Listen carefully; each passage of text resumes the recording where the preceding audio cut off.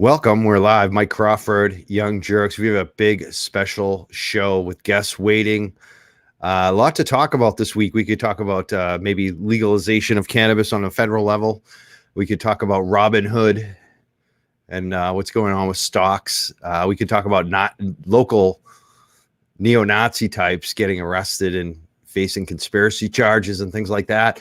But we definitely want to talk about local cannabis tonight. The headline right here is 10 dispensaries quit the Commonwealth Dispensary Association. It's something we've long talked about, the CDA. Just covering the stories. We got Grant Smith and myself who've been covering this quite extensively over the last months through our Facebook group, through midnightmass.substack.com, and this show. I'm really happy about what's going on in the show lately, too. You can leave your messages and your comments. We got some great guests. I'm going to bring them right up because, we had a lot of dispensaries hit us up about coming on the show tonight, this week, and we're definitely going to have some of them on. But I felt like tonight was more important to hear from the folks that are most directly impacted by what we're going to be discussing tonight, which is the delivery regulations, this delivery lawsuit that the Commonwealth Dispensary Association filed and then took down. They rescinded it. They took it back after 10 dispensaries left their organization this week because the community wasn't happy about what was going on. So we're going to hear from them right now. We have Devin Alexander, I'm going to bring right up right now. And we have Aaron. Oh my God, I'm going to forget how to say his last name. Can you say your last name for me, Aaron, so I don't screw it up? Goines. Yep. I just remembered Goines. It's like Owens with a G. Goines. Yeah, exactly. Yep. So tell our audience, instead of having me give an introduction on who you are, just tell us. I'll go with Devin first since I introduced him first. Devin, tell us about yourself, who you are, and why we have you on the show today. Yeah, so I'm a graduate of the first social equity program cohort. I'm a Quincy, Massachusetts native. Quincy is one of the 29 areas disproportionately impacted by the war on drugs. And I'm the CEO and co-founder of Releaf, a prospective marijuana delivery operator. And Aaron, tell us about yourself. Yep, I'm Aaron Goines.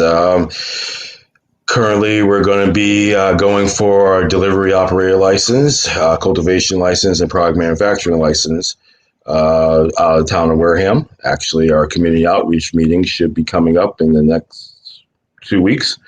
So we're looking forward, hopefully, to getting this open and avoiding any drama, CDA-sponsored drama within our town, hopefully, when we open up down there. Okay, that leads us to a lot of places to go. We're also putting up the comments from our listeners on the different platforms. Just put one up. It says stocks and weed craw expertise, and it's from a Facebook user because those are the folks that it says Facebook user on there who haven't registered yet with StreamYard to post their name. But I know who that person is because there's only one person that talks like that and uses the word craw. And that's my friend Michael Connor. So what's up, Mike Connor from Quincy? I know you're listening. What's up, bro? Also, we got some great guests right here. Again, Devin Alexander, Aaron, again, Goines. And we're talking about this Commonwealth Dispensary Association. They, basically the Cannabis Control Commission came up with a bunch of regulations that would allow delivery, 2 different license classes. And the Commonwealth Dispensary Association, a lot of their dispensaries weren't happy with it. They decided to announce a lawsuit. And this week we found out that a bunch of dispensaries weren't happy with it and the public wasn't as well. Can you tell us how that happened and how 10 dispensaries dropped out? And then, basically the lawsuit was dropped as well. Tell us how that happened this week. Oh, you take that one. Well, essentially, this started back in last Wednesday, I believe, is when the boycott picket began. It essentially started with, I think, either Monday or Tuesday of last week, where they decided that they were going to execute on a threat that they actually pretty much telegraphed for months now, that they were going to sue over the delivery operator license. Was not aware that they're going to extend it to the entire social equity program while they're at it. I guess if you're suing for one thing, let's just throw everything against the wall. I get it. I understand why they're doing it. As somebody who spent over 12 years on Wall Street and the derivatives world, when you got money involved at this magnitude, of course you're going to try to protect your turf, because these are people who subscribe to JP Morgan's approach of avoid competition at all costs, which is funny because they're large, entrenched, incumbent operators. So it was basically the grassroots effort community that got together and said, listen, enough is enough right now. They have crossed the line. We know where they live at. These operators live within the CDA because they are the ones actually perpetuating this lawsuit. So you know what? It's time to make a decision here and draw the line. All right. The line is, if you are pro social equity, if you're pro minority, pro woman, pro veteran, pro anybody who has been disenfranchised by this, if you are pro inclusion, this is where you stand. If you're not, you stand with the CDA. And so the grassroots effort got behind that messaging. And essentially what ended up happening was some of these operators decided, you know what, whether their intentions were pure and authentic, said that, you know what, we are for social equity and inclusion. We no longer want to be associated with this disgusting organization that is suing against this. And when that happened, you had at least the opportunity to identify the quote unquote bad actors from the good actors. And this has gone on. And then what you end up finding is only a few days after that, I think this past Monday or Tuesday, they decided to drop the lawsuit. And this shows that the power of the grassroots movement in this state is huge and not to be taken lightly. This is our state. We should be able to say how we want this marijuana industry to look. It is not going to be taken by a few operators, 32 of them, to decide how we're going to get to live our lives within this industry. And I think that's where this all started coming together. Devin, do you want to add anything to that? Yeah. So the news didn't break until I think January 20th. It didn't become public knowledge. So, which meant they originally did it on January 13th, which is funny because January 13th was the day before the CCC public meeting. So it appears to us like they were trying to get the headlines, steal the headlines right before that public meeting, but the media didn't buy it. You know, it didn't really come to fruition, come out in public until the following week, which is funny because all these companies placed all these posts on their social media for Martin Luther King Jr. Day, which is a couple Mondays ago, talking about equality and talking about Black Lives Matter when they're involved in this disgusting lawsuit against mostly minority-owned businesses. So that was really lidified under me, seeing them, a good majority of them, go out of their way to post all these Martin Luther King quotes. And then once they got exposed, everyone started backtracking, for sure. Because I went after a couple of them that did that on social media, and I noticed like a day or two later, they had left the CDA. And I mean, we saw that this week as well. It's really interesting too. Someone commented, Lorna said that it was actually 12 dispensaries that quit the CDA, and I believe she is correct. I think we may be off though in terms of like, I think 11 left last week. I think one had left, you know, a couple months ago, if you would count the entire list. But basically, yeah, a dozen dispensaries have recently left, quit the Commonwealth Dispensary Association. And it's because of the things that we're talking about on this tonight. Aaron, you had mentioned bad players. Oh, Which I think, I mean, I'm getting so many phone calls about in lawsuits and this and that, and just people coming at, you know, wanting to come on the show and talk about this one or that one, or people wanting to defend themselves. Who are the bad players? I mean, are you wanting to say who they are, or like even point anyone out specifically? Because I mean, I always do anyways.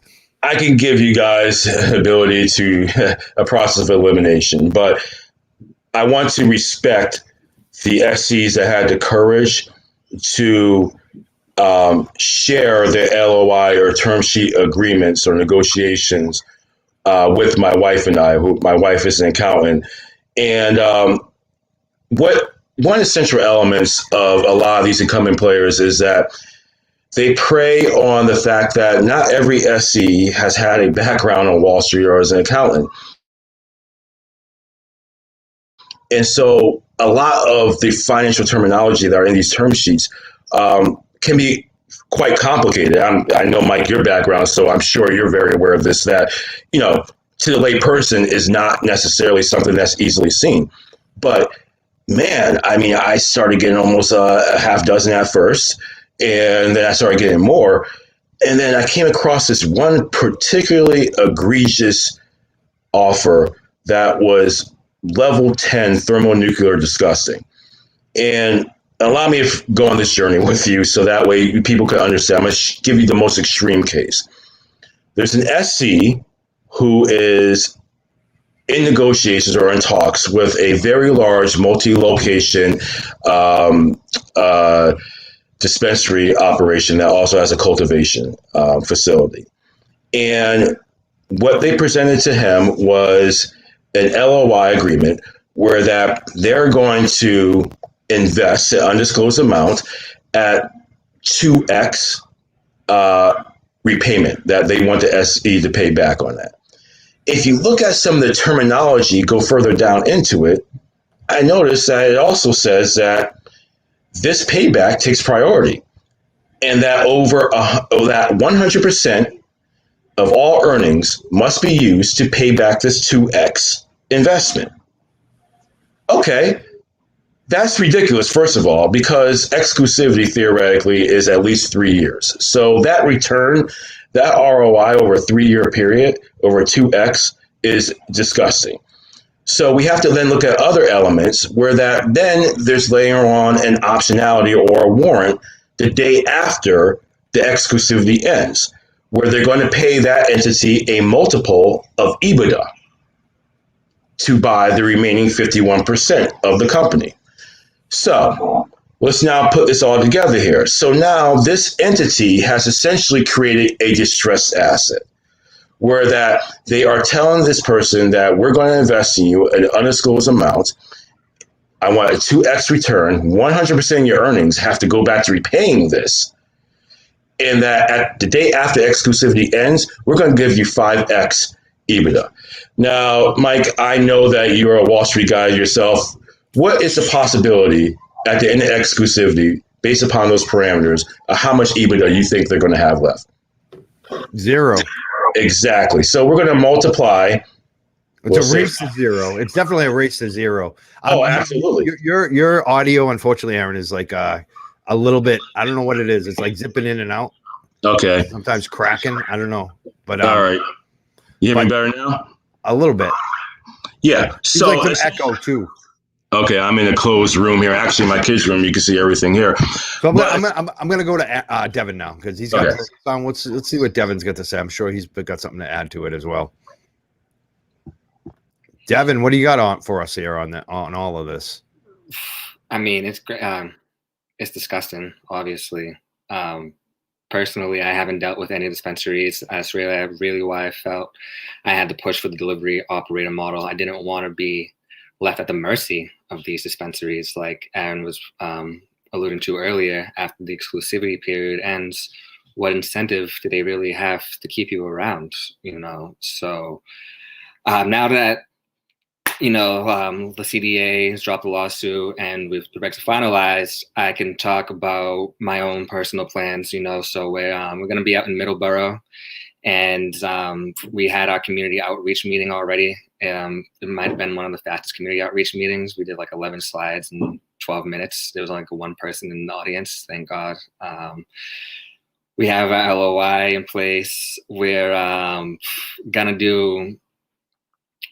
We're trying to just build a network of minority-owned cultivators. I want to give a shout out to my man Reginald Stanfield out in Cummington, who was the first Black-owned marijuana cultivator. He's a Tier 1 cultivation, and he's a general applicant too, which means he had to go through the whole long process without getting expedited, getting his fees waived, and he really built this place from scratch. So just trying to just bring people to the market that a lot of people just don't even know about. But it's a process. We still don't have a solid date on when the applications are even going to be out. So people consistently ask me, when are you going to be up and running? You're up and running. That's $1 million question. We're still just waiting on the CCC to get everything in order, because we're going to have to go through the pre-certification process all over again for the wholesale license. So pre-certification basically acts like the same as like getting pre-approved for a mortgage. You write a certain amount of SOPs, you write your business plan, you write your plan to obtain general liability insurance, the CCC signs off on it, and then you go and present that to the town, present that to investors, and it's supposed to ease the process. Just finding an HCA has been one of the biggest battles. I looked high and low. A lot of towns aren't giving them out for delivery. A lot of towns already hit the cap on the amount of HCAs they're handing out. So I'm just very fortunate to have found a town in Middleborough. The Board of Selectmen is very supportive of cannabis businesses, even though one of them voted against me to negotiate a host community agreement. They voted 4-1. So it's still, I'm just waiting and waiting. And what's so cool about where we're going in Middleborough is there's going to be a big plot of land. It's like 27 acres large, and it's going to be like a cannabis campus. It's going to be a lot of cultivators and product manufacturers as well, all in one space. And I'm just really excited to see that all come to fruition, whenever that may be. It's just a marathon. When you're in this, you're in it for the long run, and you really got to be ready for all the twists and turns that are going to throw it at you. Now, if we're looking at what we were talking about with Aaron about, some of the bad players, or even the folks that are still with the Commonwealth Dispensary Association, a dozen dispensaries left. There's still a bunch of them still there. Some of those dozen that left knew what was going on, and they only left after there was a big public, pushback on it. What would your advice to them be? Like these big players that are still out there. I mean, we're hearing stories. They're still trying, there's various levels of fuckery that they're doing right now. What would your advice to them be right now if they're listening? Because I know that some of their CEOs are listening to this show tonight. What would you advise the CDA members or ex-members, dispensary owners, all those folks, the big players? What should they actually be doing right now? If they're going to talk the talk, you got to walk the walk too. If they want to work with equity, work with the CCC, reach out to the Cannabis Control Commission and make donations to the Social Equity Technical Assistance Fund. And before, you don't have to go through this whole battle for you to start acting good. You don't have to go through all these lawsuits to now have a change of heart. If you're really intent pure, then just do it. There's not enough. This dog and pony show, and there's still a lot of bad actors out there. I'm really wary of one in particular. I mean, MedMen is right next to Fenway Park, and they weren't in the CDA, but they're still quiet, and they have a provisional license now. So they're in the middle of construction. So they're getting closer and closer, and I really want to know what they're up to, because they've been way too quiet during all of this, And I know MedMen's a sponsor along with the CDA for the Cultivator program, which is supposed to be the prison to jobs program. Someone's asking about your HCA too. If it's more than 3%, Devin. Yeah, no, it's negotiating. If you don't mind me asking, what are the terms of HCA? I'm sorry, HCA the town says anymore. Yeah, no, my terms are very straightforward. It's just 3%, no more, no extra nonsense, no donating to no nonprofits. I know Salem. I'm pretty sure Salem was requiring people to do. If you wanted an HCA, you had to donate to a nonprofit as well. And I'm pretty sure Salem's going through like a federal case with federal. Yeah, the feds are looking at it. Yeah, the mayor. There's a case too. Yes, the mayor, Kim Driscoll, I think your name is, and they're involved in some stuff. But that's why if you see that, you want more, walk away. There's going to be legislation coming up once again that will give the CCC oversight of these host community agreements. So hopefully that gets passed as soon as possible. But my HCA is pretty straightforward. I'm very thankful for that. All right. We also we're going to try to go back to Aaron. And we also have Shaleen Title waiting patiently. So we're going to try to get her on as well. But let's go back to Aaron quickly. And Aaron, if you can kind of wrap up what we were talking about here. Well, yeah. I mean, listen, I will go back again to the fact that these guys are actively suing against the delivery operator model. while simultaneously actually actively trying to negotiate with social equity participants at predatory terms for 49% of their delivery operator model, so their license. So you can see the level of hypocrisy that's that's happening here. My concern is that how they're approaching this to the SC, and the fact that they're essentially strapping them with debt in order to create a distressed asset, which once the option gets exercised to purchase the remaining 51% after exclusivity ends, they will essentially purchase it for cents on the dollar. And the SC honestly has nothing to show for it at the end of the day. And, this is just more than just leaving the CDA, because the funny thing is the most egregious term sheet that I've seen comes from someone who actually dropped out of the CDA last week. And so I know the hypocrisy that's going on here, and the fact that they are saying now they're pro social equity, but I know literally at this moment, because I spoke to the SC earlier today, they're having negotiations on predatory terms, and yet they dropped out of the CDA. So CDA is just it's just one component of this, because first of all, why are we asking ourselves right now, why is it that we have a week pass and there's still over 20 members remaining in the CDA? The line has clearly been drawn, and whoever is remaining is clearly anti-social equity at this point.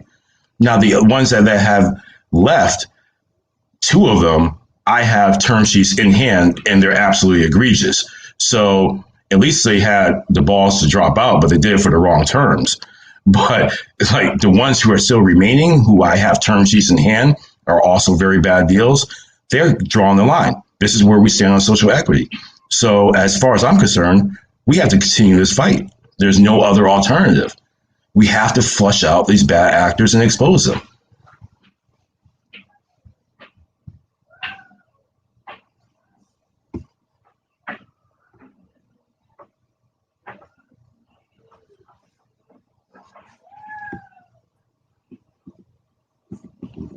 Hey, Shaleen. Hi. How you doing? Is it just us? I guess so. I don't know what happened. Yeah, My Crawford just dropped. There we go. We're all here now. We're all here. like the Brady Bunch. Yeah. Actually, yeah. Could you hear me talking when I wasn't on screen? That's a question for No. No. Okay. So cool. No. So for everyone who's watching, we have Devin Alexander, Aaron Goines. Screw that There name. you go. You got There it. we go. And Massachusetts, former Massachusetts Cannabis Control Commissioner, Shaleen Title. Welcome. Former commissioner. Yeah. For so long, you were the Cannabis Control Commissioner. Now you're former. Yeah, it's nice to just be here as a concerned citizen. Well, I think that might give you a lot more freedom tonight. I'm not sure. I mean, you were mentioned in the lawsuit that was withdrawn, that the CDA had filed and then withdrawn. What are all your thoughts on this tonight? It's probably the same as what I have been saying as the commissioner, which is that I think that in our state, we have a focus on positive impact on disproportionately harmed communities and diversity in companies. So every company, when they do their application, they have to fill out those two elements of the application. And then upon renewal, they have to show the way that they progressed, and took the steps in their plan. And I think what we're seeing now is really related to the things we've been saying all along, which is, do you take that seriously, as part of the mandate in the state? And, of course, everyone has the right to use our legal system. That's what it's there for. And at the same time, consumers have the right to make informed choices. So I think what we saw this week was really looking at different companies' actions, and comparing it to their words. And I think that putting that information out there so that consumers can make their own choices is a very good thing. I'm messing with the controls, StreamYard. I'm trying to figure out some things on the fly here. But thank you so much, Shaleen, for joining us tonight. What is because we had this question, what is your advice for these dispensaries, looking at the situation. Some of them have left the Commonwealth Dispensary Association, a dozen of them, some have not. What should they, I mean, a lot of them have just, I think a lot of the community don't feel good about them at this point. What should they be doing to kind of repair things? You know, so as someone who has no authority at this point, no financial stake in any of this, just someone who actually really wants to see the industry succeed, like the whole industry, you know, I really do think that there is a way to come back from something like this.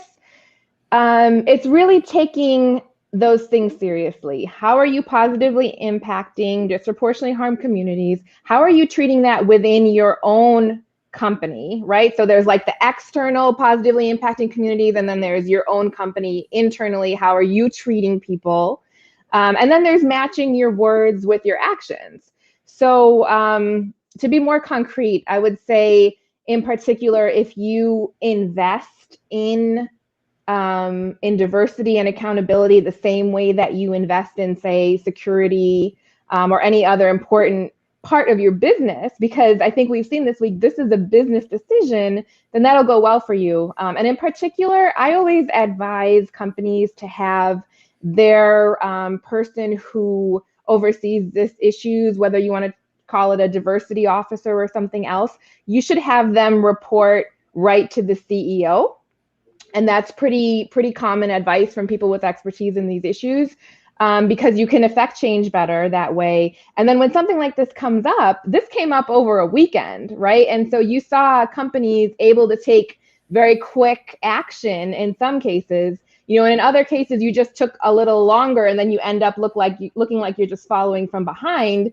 You really want to have somebody in your company with expertise, high up, who can make quick decisions. Again, the same way that you would treat something like security. Awesome.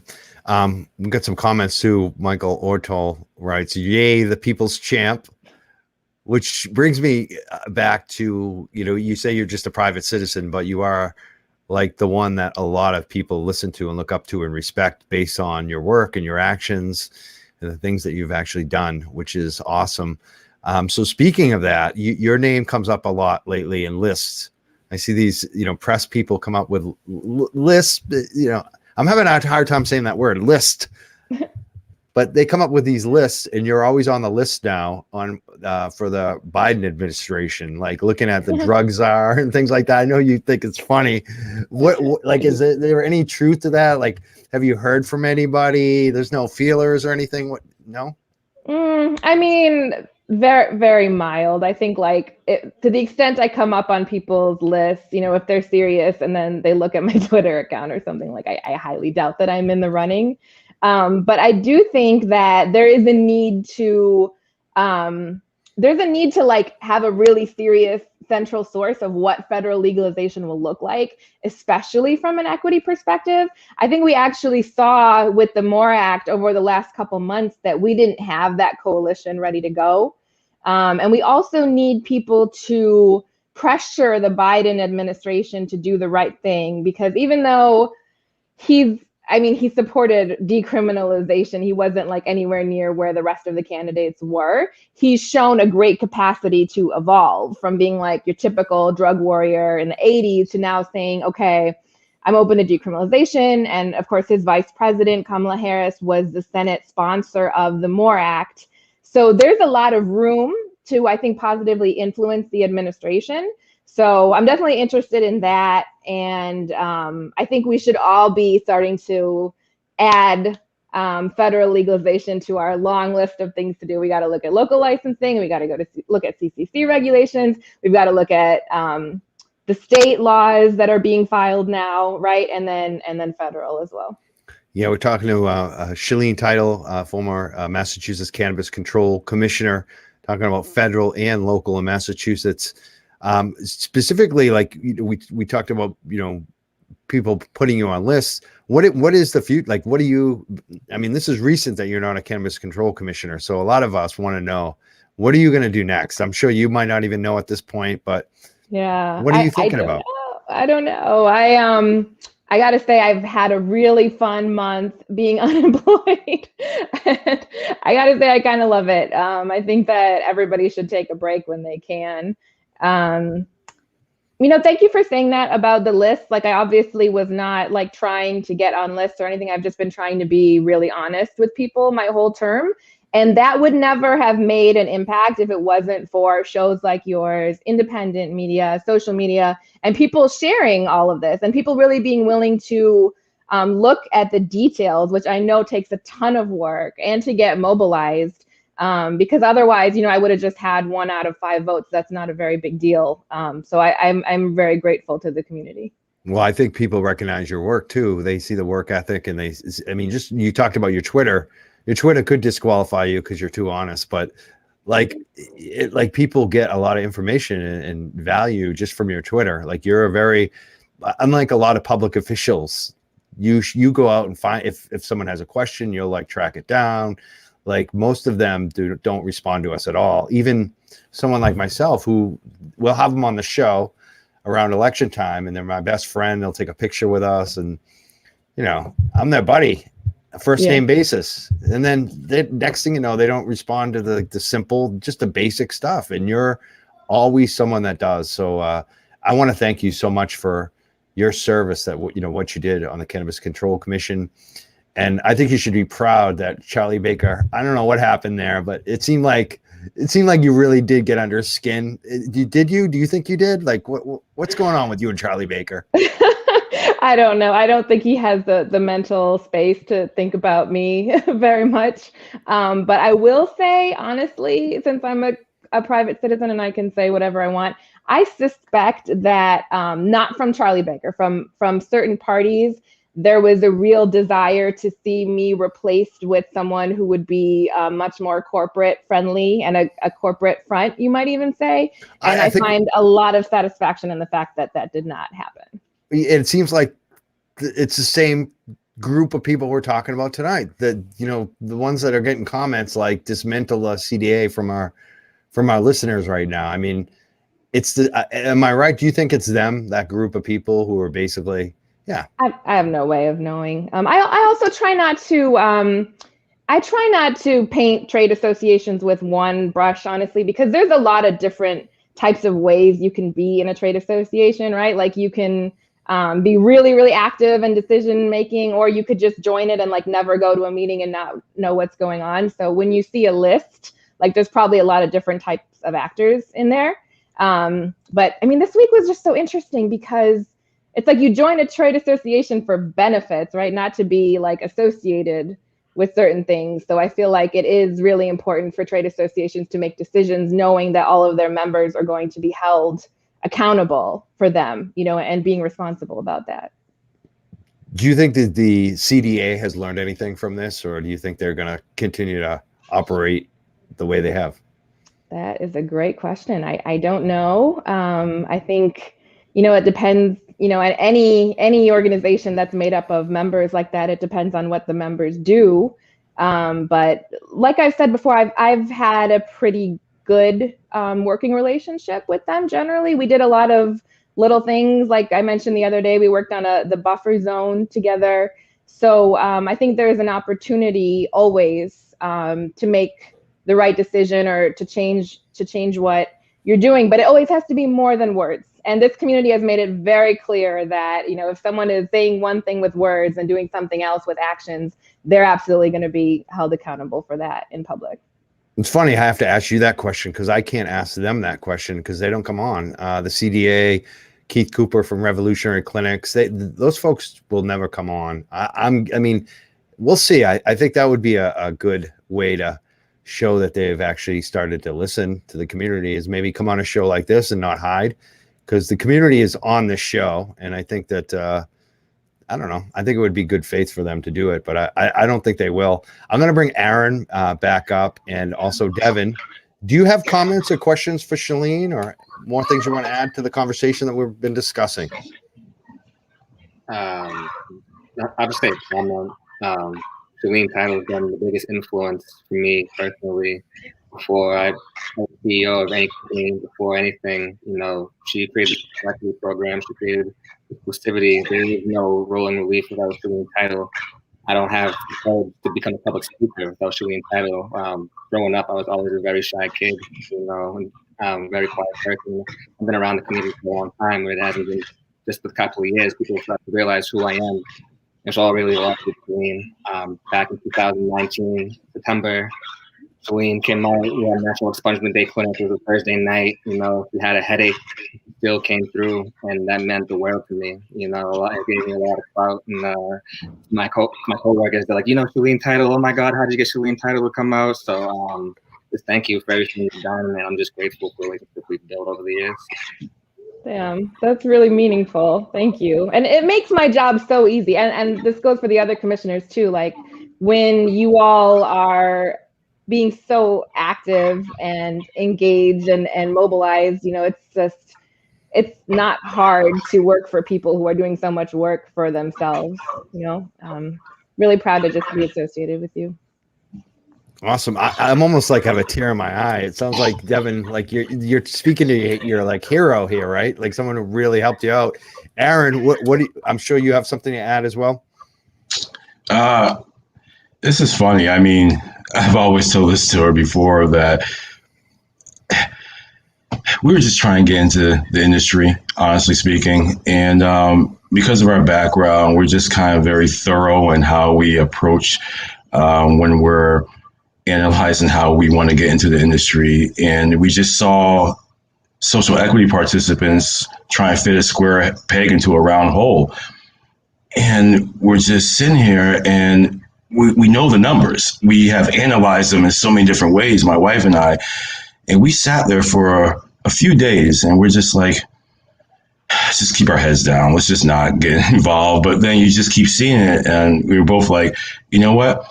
There's going to be a lot of carnage on, on the street, and people are going to lose their livelihoods. And, you know, we should just get into this. At this point, it's a moral obligation, and you can't just sit back and just not do something if you see something not working. And I think the commissioners made a very, they tried to create something that really could work. And we just showed her the spreadsheets. It started with a spreadsheet, honestly speaking. And we just showed her. I said, listen, I think we're on the right track here, but I don't think it's going to work in this fashion. And honestly, what really needs to happen is that social equity needs to have their own license that is independent of any other retailer and have to depend on them in order to operate and to make the margins needed in order to be a viable business. And Shaleen, she spearheaded it. I think she kind of walked us through the rest of the commissioners and introduced it, the idea. And then I don't even know how Devin and I even met. I always keep forgetting that story, Devin. But we just all kind of came together with this common idea. And it was funny because we used to see the back when we used to have the meetings actually in person, and the commissioners to me just seemed like this distant body. But it's not until like once you actually start to talk to them and it's like, oh, okay, they're actual people like you and I. Oh, they're actually trying to create social equity and inclusion. And it's like once you start talking to them more and more, okay, it's like, wow, okay, these are actually people. You could talk to them, they're very receptive. And I think they just want to get this right. And I think Shaleen has been really great at that. And, I look forward to working with the rest of the commissioners. But truthfully speaking, I wish you were back on the commissioner body. But I think you're probably going to do even more things now that you're out of it. So listen, I think we got a great ally going forward, and it's clear that the fight still continues, which is sad to say. You know what I think is so fascinating is what was really revolutionary about these past few months was the democratization of information, starting especially with that spreadsheet that you had, because it's like this tiny little model of what good governance could look like. if you, as a body, as an agency, are listening to the people who are primarily affected by the decisions that you're making, and people of all backgrounds, not just the ones that can afford the lobbyists to speak for them.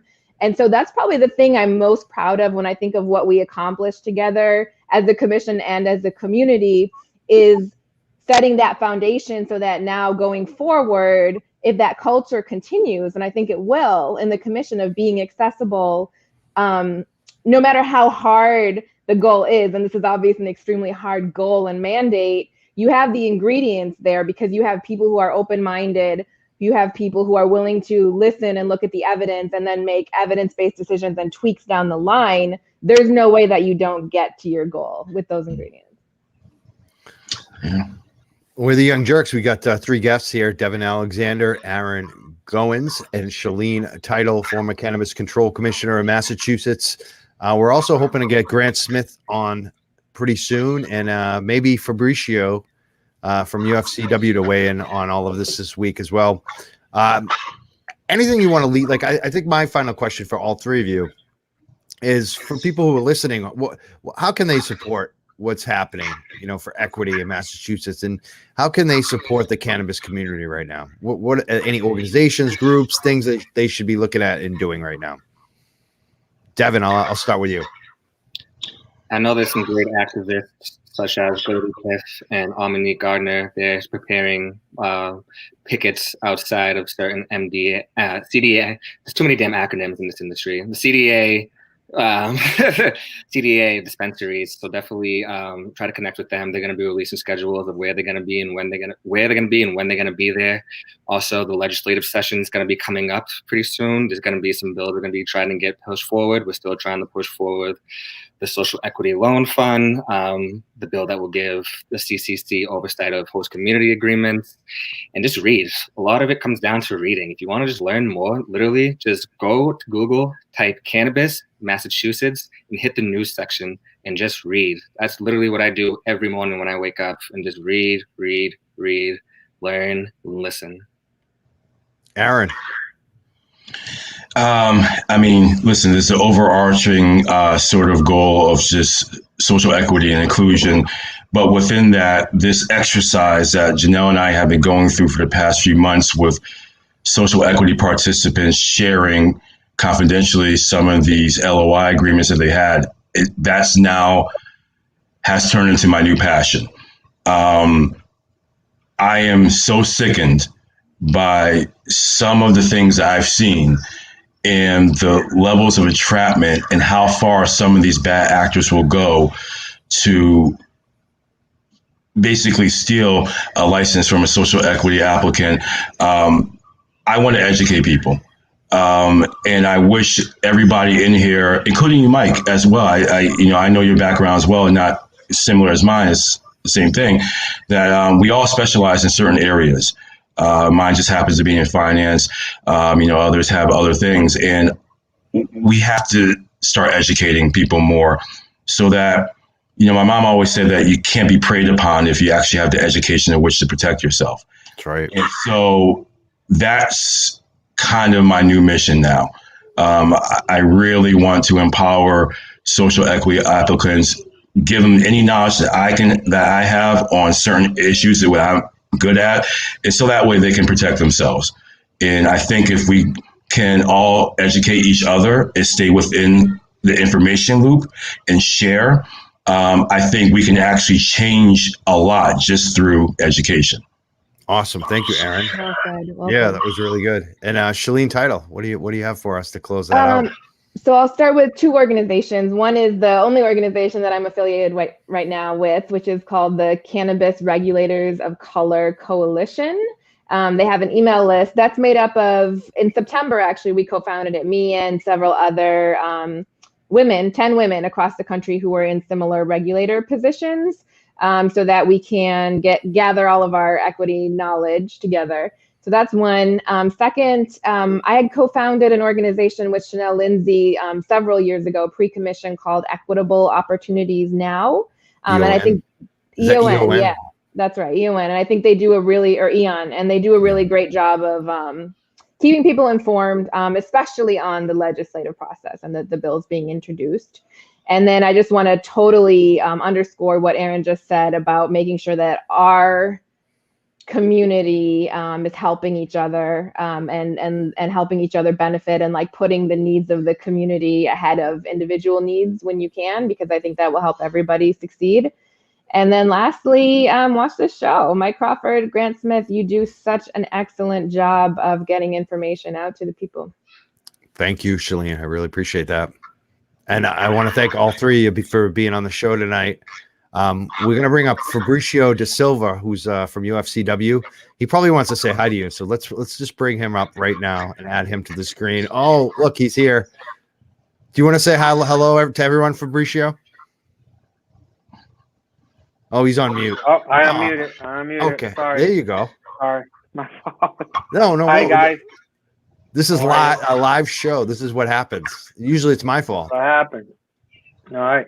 Well, I'm just glad to be here. Every time I listen to your show or read anything online that has to do with all of you guys here, I learn a lot. So I'm still on this learning curve about the cannabis industry here from the union side, obviously. We deal mostly, as you guys know, with the workforce, with the workers, right? But I was, so happy to hear and get so much from Aaron on the finances, Devin, Shaleen, as always. So I was just glad just listening. I'm just happy that you invited me to speak. I love it. So I was getting a lot just by listening. I love it. I'm glad. I really like having you on and having your support of us too. Good. We're going to talk about that. I'm going to let Shaleen definitely go, and Aaron and Devin, if it's up to them. If they want to hang out, they can. But I know Shaleen, especially, her time is very valuable, as everybody's is anymore. But not as much. You have children though, right? Yeah. I know Aaron has children too. I hear them in the background. I'm not sure about Devin, but no, I'm kid free, and that's gonna stay that way for a while. So, yeah, I got kids. Rolling Releaf is my baby. That's all I care. Right. So I mean, we'll let you go, and I guess good night. Have a good night. Thank you so much for being Appreciate it so much, guys. Yeah, have a great night. Thank you, guys. And we're gonna be down, I think, just to Fabricio and I. Fabricio, like I definitely wanted to talk to you tonight because we're talking about this whole CDA situation, and it got really strange this week with just what was happening, and basically 12 dispensaries quit the Commonwealth Dispensary Association almost over the weekend. It just like a number of them, and it was about this delivery licensing. You were one of the first people I called. I texted about it. I was like, "Did you see this? What do you think? Yeah. What can you get me Sarah Mayflower on the phone? I'd love to talk to them because I know that you have employees over there." And within a couple of hours, you had gotten back to me and were like, "Mayflower's out, Sarah's out." Like, did you make calls to them? How did that work? I did make some calls. I don't think they would ever say that it was because of my call that they pulled out. But immediately, when you sent me that message, I was eager to see what were their responses right away, and that's why I was able to. It seemed like it happened like within an hour. It's like as soon as we go, it was like wow, that was quick. Yeah, and I was glad to be able I was able to give you that information about whether my call or message had anything to do with it. I'm not sure, but maybe the timing just worked out. Who knows? But it was definitely, I was glad that you texted me right away. I had my staff reached out to the company. Some of them I reached out myself. I mean, I was on the phone with a lot of them right away within an hour. But yeah. I mean, this Commonwealth Dispensary Association, I mean, they're like the talk of the town in the cannabis industry. From the union's perspective, do you guys talk about it like we do, like the rest of the community? Like, are you kind of like shocked what's been going on with them? I have been. As you know, we don't, amongst the unions, we don't have a lot of unions working on this with us. So obviously amongst the staff, and I always like to say that we're still very rookies when it comes to the whole picture of cannabis, right? We're always, you guys are so knowledgeable. So we really depend on you and Shaleen and everyone in the cannabis community who really made me understand this industry better, for us to get inside, start bottom up organizing. And so this conversation is still new amongst the staff. Those who are more involved, myself and some of my cannabis organizers, obviously this is more common. So yeah, we talk a lot about. We are shocked. And, I was really, when I listening to your other speakers, something that I believe was Shaleen that said, you got these companies who pulled out, and then some of these who stayed in, and then, you wonder why the ones who are still in, and the ones that actually came out, why are they doing it? And just by listening to everything you guys said, I wonder if they pulled out because they believed on the reason why they were pulling out at the end of the day. We want to believe that. So, it became news so fast, right? And, I'm making calls, you're putting stuff on Facebook. And what is the reason behind? Is this something really tangible that we can say, oh, they believe in social equity, therefore, you know what I mean? Because some of these companies that pulled out don't really show on a daily basis that they believe in social equity anyway, right? So I don't know, but we do talk a lot about it. We've been getting information from outside and some feedback from people, and it's definitely interesting what's happening. One of the reasons I wanted to have you on the show, besides the fact that you definitely, I think, helped this movement this week in terms of the delivery for equity.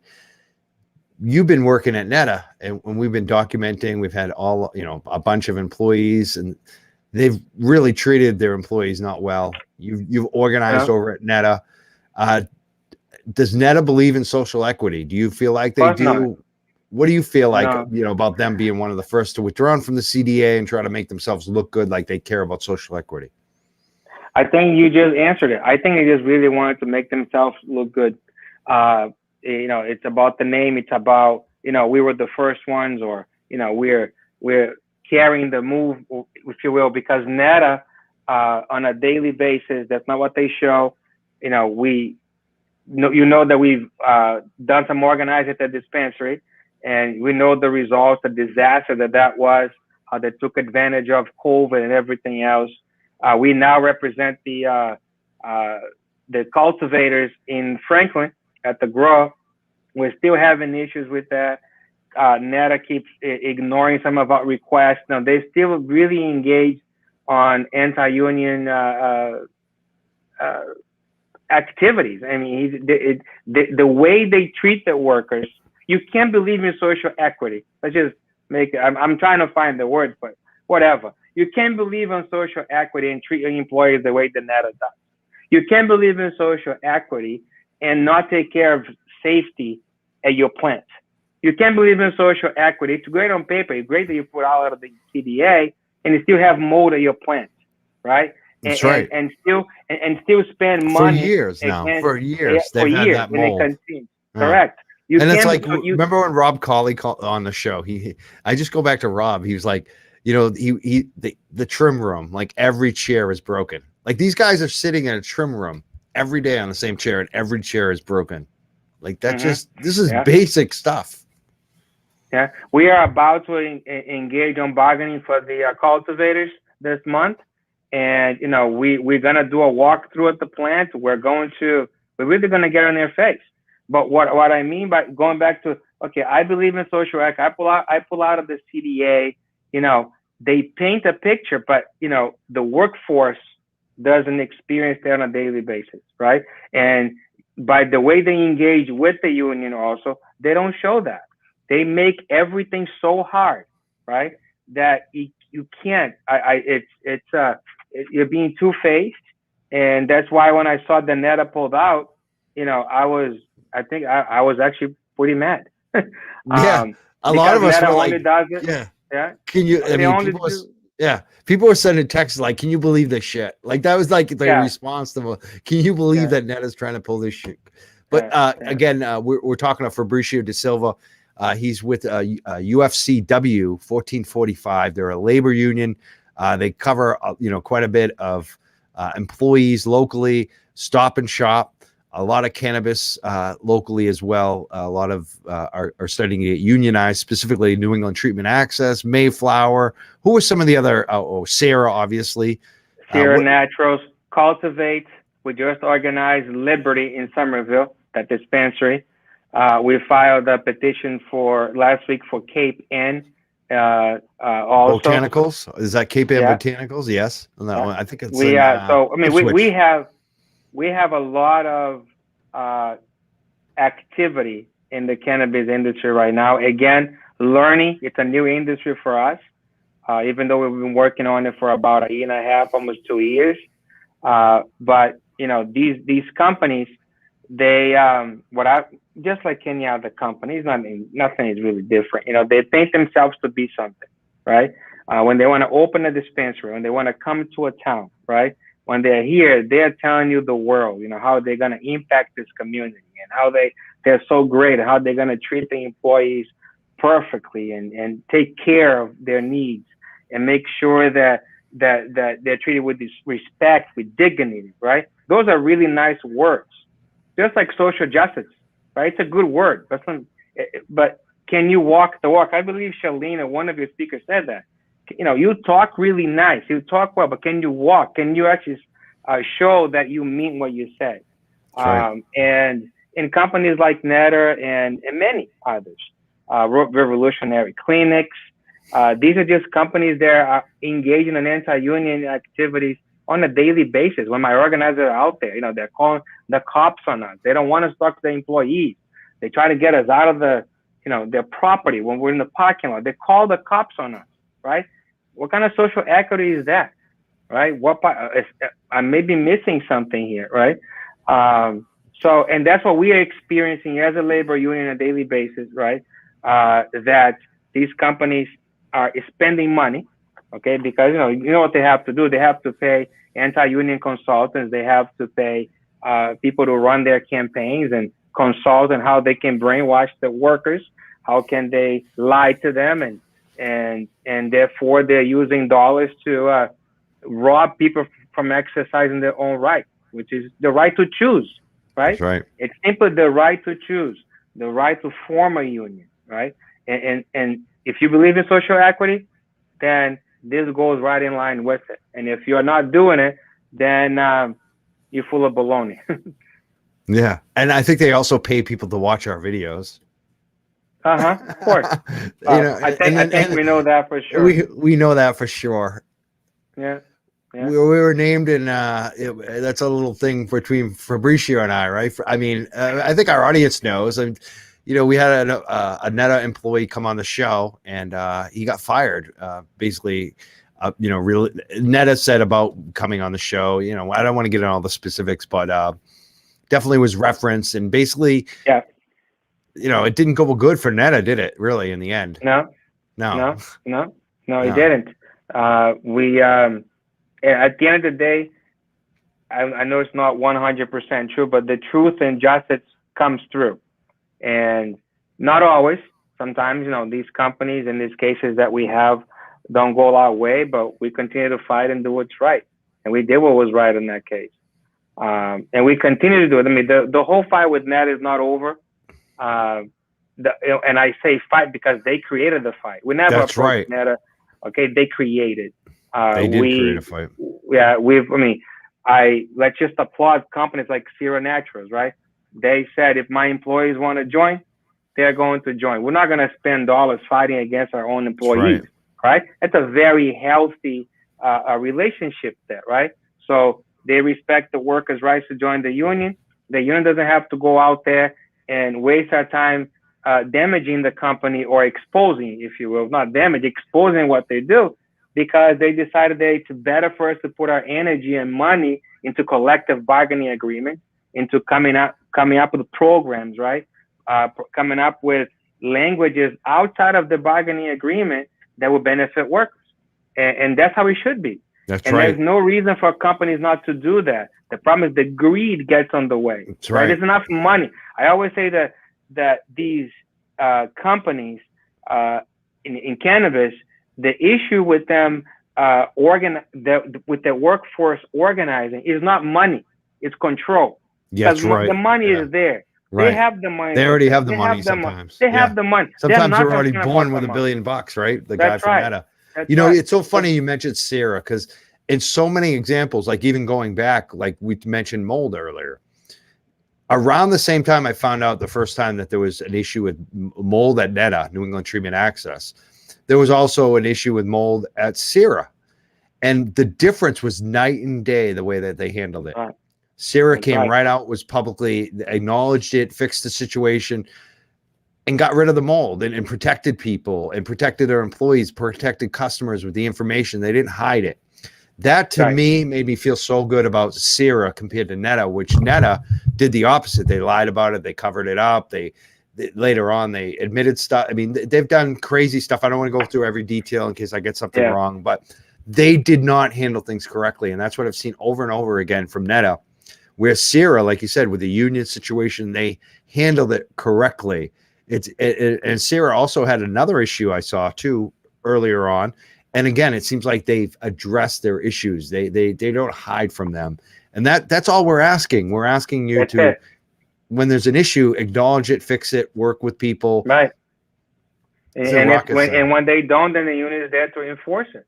Right. And that's healthy. At the end of the day, the workers win. The workers are the one that benefit from this process, right?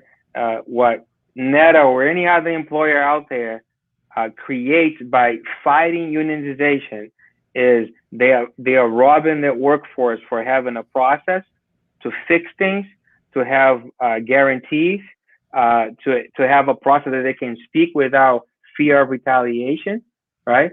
And to me, that's all part of believing in social equity. Because at the end of the day, if a worker, when we think in a broader way, at least that's the way I see it, when your workforce is happy, well paid, have benefits, okay, you are impacting your community as well, right? People are going home less, not being so stressed, right? The families are impacted when you work in a good place, when you have a good working environment. It does impact your community, especially now during COVID, where everyone is so stressed and concerned, right?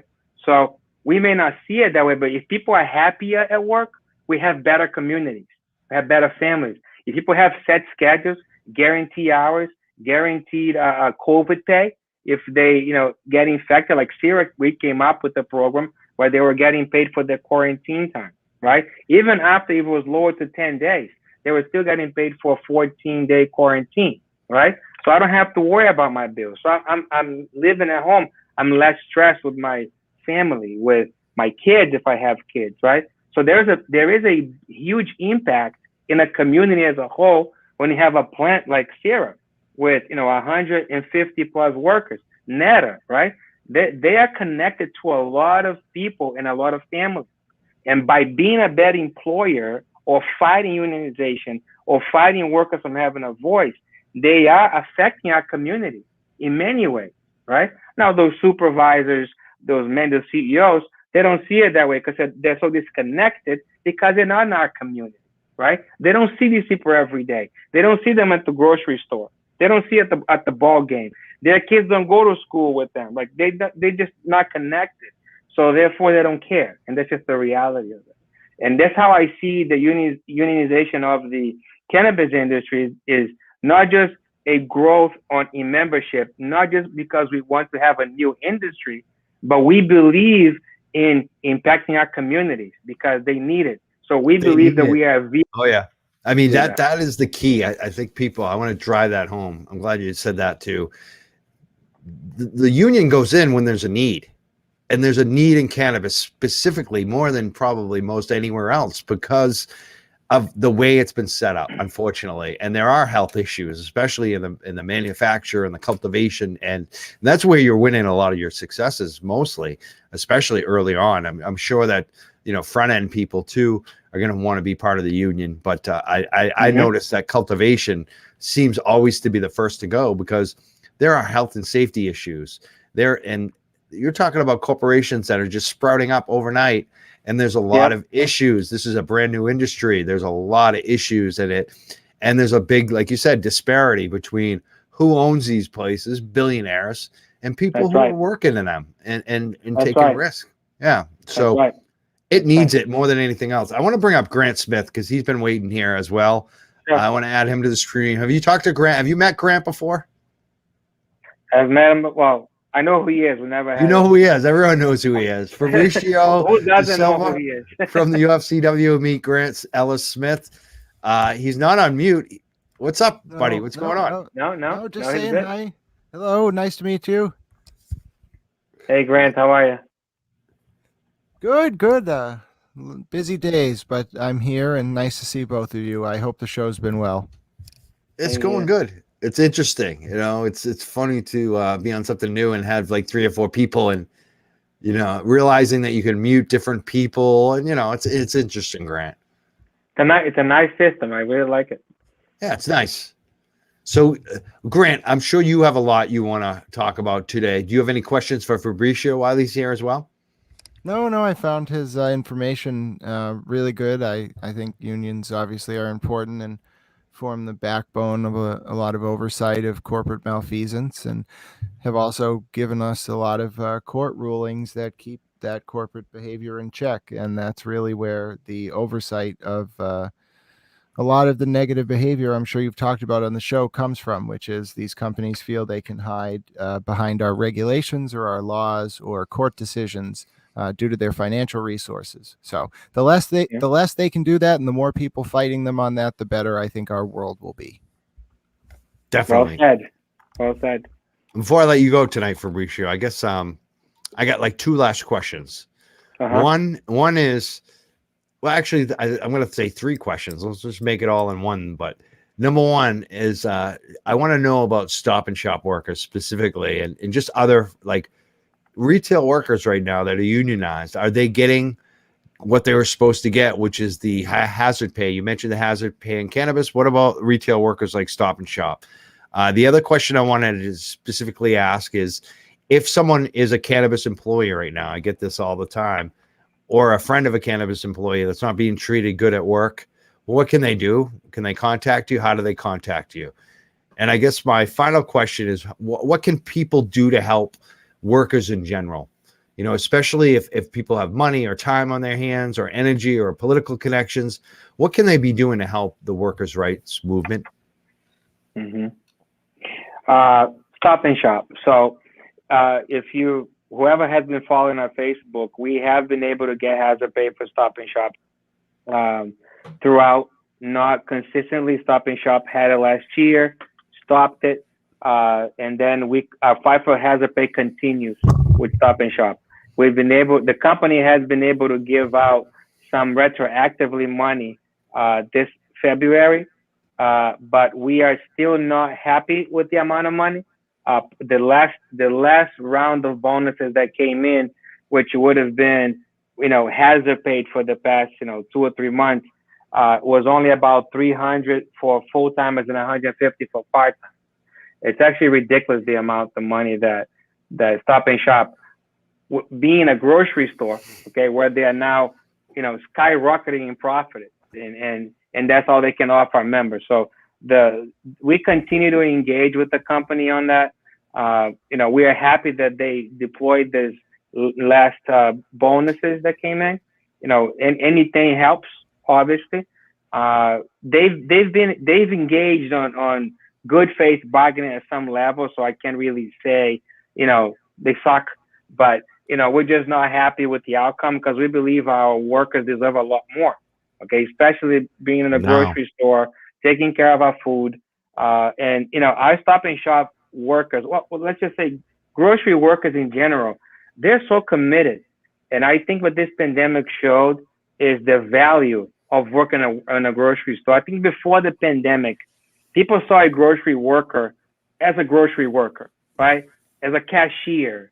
But we see them different now, right? That's right. We call them heroes.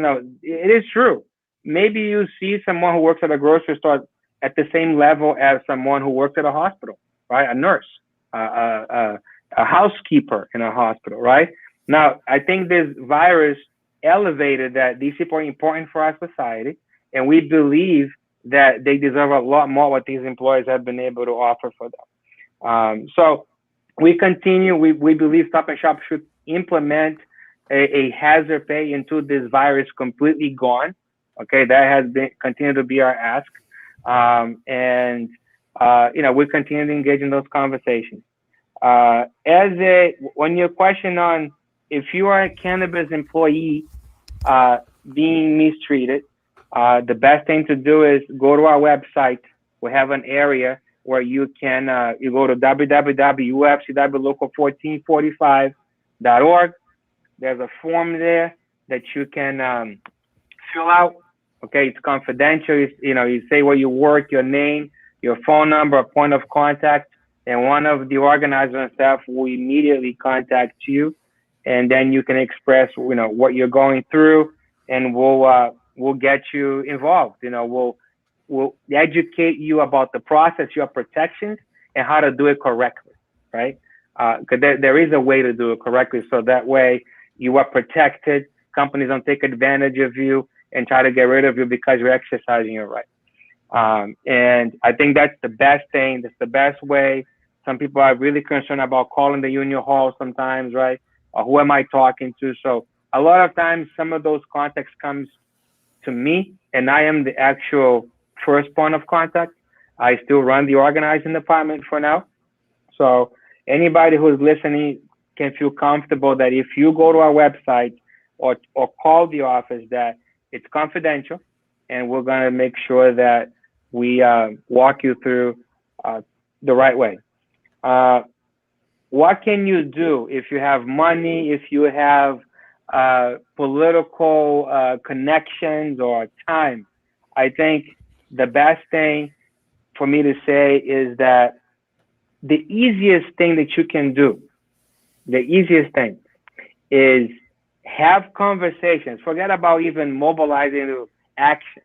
If on a daily basis you are having conversations with people that you know, encouraging them to do what's right, I believe that's the best thing that the labor movement or a local union like my local can ask someone to do, right? Because there's so much negativity when it comes to union organizing, so much negativity when it comes to fighting for your rights that comes from your employer. And I believe the best thing is that if in our communities, in the dinner table, having lunch with your buddies, that people can have that conversation, a safe place and a safe space where people are being positive about you wanting to bring changes to your workplace. Now, if you have time to, volunteer, right, and come out with an organizer to do home visits, even though that's something that we're not doing as much on these days. Come out in a Zoom meeting to say, hey, I'm not even a cannabis worker, but I'm with you. Okay, I'm a Stop and Shop worker. We want you. We want to support you. And that has been happening a lot lately. Even our members today are more active. They're coming out to work on food drives. They do phone calls. They call workers who are organizing to give them a word of encouragement. Because I believe that the best way to mobilize a community is that community embracing that organizing drive as their own, and not just the local union with the union drive to increase membership. So I think that's the easiest way for someone to support any worker, any organizing drive, whether it's my local, a cannabis organizing drive, or the teachers or the bus drivers, right? I think that because when you're at work doing an organizing drive, it's very tense, it's very negative. There's a sense of friction, but if you can get that positivity and that support from the outside, then workers can make it through. Thank you. That's Fabricio Da Silva. He's the Secretary Treasurer of UFCW 1445. They're a labor union in Massachusetts that is involved in the cannabis industry. They're representing cannabis employees as well as other employees like Stop and Shop workers. So if you're not being treated well, hit them up, especially if you're an employee. I want to thank you so much, Fabricio, for everything that you do for employees, for what you did this week for social equity, making those contacts and letting the dispensaries know what was going on, and for supporting our show as well. No, thank you. I'm honored to be here with you guys. Thank you. I hope you have a great evening and stay warm. It's freezing out there. Thank you. Thank you, Fabricio. And now we're with Grant Smith to close out the show. Grant, I mean, you probably heard most of it. What do you think? What's your comments tonight? Oh, no, I have so much going on. I caught a lot of what Fabricio was saying, but I'm sure you had a great conversation with Aaron and Devin. They're both great guys, and I know they're fully, tuned in on, what happened with the boycott. But I've said it, in 25 interviews over the past 48 hours, but I can't wait to say it again here. It feels like a natural conclusion to this whirlwind week that it's been. But what was so great about what happened with the CDA boycott and ongoing picket and then dropping the lawsuit and the Rev lawsuit dropping, it was all organic. A bunch of groups signed on to it, but it literally started from a Facebook post that I made just, kind of off the cuff. I was talking to Lorna McCafferty, funny enough, and I was saying, Lorna, can you help me on Canva make a boycott graphic? And it was like 7:30 in the morning, the day after the lawsuit was announced. And I just had this inkling that as long as there was no one group behind it, there could be no influence peddling used to subvert the ends of the boycott. And, it could have gone nowhere. There was a Rev Clinics boycott dating back to December of 2019 that I was involved with some great people. And sadly, that lawsuit went on for a year and a half, as I'm sure you talked about. So boycotts don't always pick up steam, but to see the CDA boycott, the anti-equity lawsuit, get so much attention so quickly, it just showed that it wasn't about necessarily the lawsuit, although it's great they withdrew it. People really started to pick up on this mentality being displayed by some of these corporate operators. Now, Mike, you and I have seen it for years, dating back to the task force bill that Hannah Kane and the CDA filed, H4168, dating back to the way they lobbied against the delivery regulations by lying to the city and towns. Someone went around saying that deliveries could go to towns with adult use bans. But anyway, it was a pattern. And that's what really inspired me, that people picked up on the principle and ran with it, and the companies got pressured from inside and changed. And I think that just shows what this community can do when it's authentic. And I like that. It was nice to see it. It's going to be interesting to see what happens now. You know what we didn't mention tonight, actually, is what you brought up is there were two lawsuits that kind of were withdrawn this week. There was a second lawsuit Revolutionary Clinics had against the city of Cambridge. It was like an appeal of an appeal of an appeal or whatever. Been going on forever, but they also withdrew their lawsuit against the city of Cambridge. Is that correct? Yeah, and that lawsuit was really pernicious or insidious because that was Cambridge in the summer of 2019. It feels like it was just yesterday, created an equity priority period. I know you came down for some of the hearings at the ordinance committee. I was there testifying at all of them at City Hall. And that ordinance gave a 2-year head start to equity companies getting HCAs. And for people who don't know the context here, to get a cannabis license in Massachusetts, it's bifurcated. So you need to get a state level license, but you also need a local license. And if you have equity status, your application only gets reviewed faster at the state level. It doesn't matter at the local level if you have equity status, unless the town wants it to matter. So no city or town had actually done this yet until Cambridge. And Cambridge came out and they created this 2-year equity period. And the medical dispensaries, not only did they lobby when the ordinance was trying to get passed to undermine it using some less than above board tactics, when the ordinance passed, Revolutionary Clinics filed the lawsuit. And that lawsuit went on for a year and a half. And Rev Clinics lost a few different times. It was about this really nuanced part of the law, whether a city or town has the right to delay a medical dispensary from opening as an adult use facility for the purpose of an equity period. And what was great about the lawsuit is it backfired on Rev Clinics. And we got 3 rulings from a single justice of the appeals court, from the Superior Court, and then from a single justice again, saying that cities and towns can have that period. But what I want to point out about them dropping it is something I've said a few times as well recently. They dropped that lawsuit, but just a few months ago, in August of 2020, I think, maybe June, they submitted a brief to the court in a motion for summary judgment and called an equity priority period racially discriminatory against non-equity companies. And that goes back to that mentality thing. You don't have your lawyer say that and sign off on that unless that shows what you believe as a company, in my opinion. It certainly shows a lot. It's also interesting. There's another lawsuit happening with Basque and Taunton. From what I hear, it doesn't look good for Basque. I've heard some folks reaching out saying that Basque might come on the show to talk to us about this. I would have welcomed it tonight, but I did hear from them. I didn't reach out. I don't have the time to reach out, but I'm welcome. I welcome Basque. I welcome New England Treatment Access. I welcome Revolutionary Clinics. I welcome the CDA. They are all welcome on the show, but they have to answer. They have to answer questions. We're not going to be like Pro Cannabis Media Network or whoever else and stroke them for money. We're going to ask them the tough questions. Our community is going to have input. They're going to have comments, questions, but they're welcome here. They're welcome to answer. I just don't think they will. We'll see what happens. What do you want to say about the Basque lawsuit? Oh, I wish you had sent the StreamYard link to the gentleman who wanted to come on. Maybe you can text him. I haven't heard from him directly. I'm hearing from third parties saying he wants to come on, but did you get the number I sent you? Yeah, I didn't send.